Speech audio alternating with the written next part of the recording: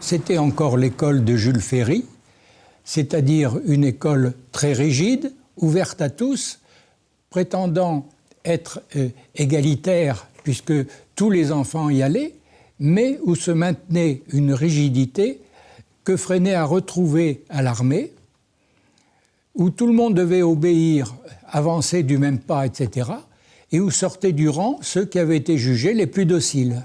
Et Freinet a voulu chambouler tout ça.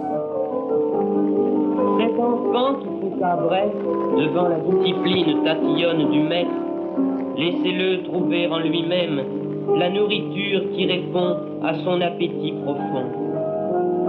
Et dans la grande camaraderie de la classe, vous ne serez plus le maître à la règle impatiente et autoritaire, mais le grand ami qui écoute, encourage, conseille, et vous cueillerez des lèvres de l'enfant le chant du monde. Freinet pensait que c'était les pratiques qu'il fallait modifier.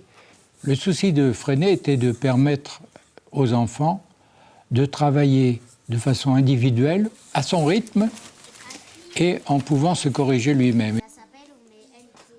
Ce qui orientait mon choix, je crois que c'était les valeurs un peu, enfin, ou l'esprit de cette pédagogie et la façon qu'elle avait de considérer l'enfant.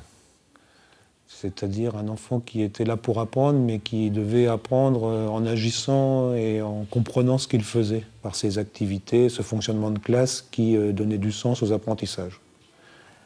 L'aspect aussi initiation à la vie démocratique dans la classe, c'est peut-être un choix politique, ça aussi c'est peut-être l'idée que finalement si on veut des citoyens qui agissent, qui soient critiques et qui puissent se prendre en charge quand ils seront adultes, ben, c'était bien de commencer jeune.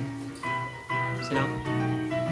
Laissez parler les petits papiers, à l'occasion papier chiffon, n'est-il un soir papier buvard, vous consolez, laissez brûler les petits papiers. Corentin.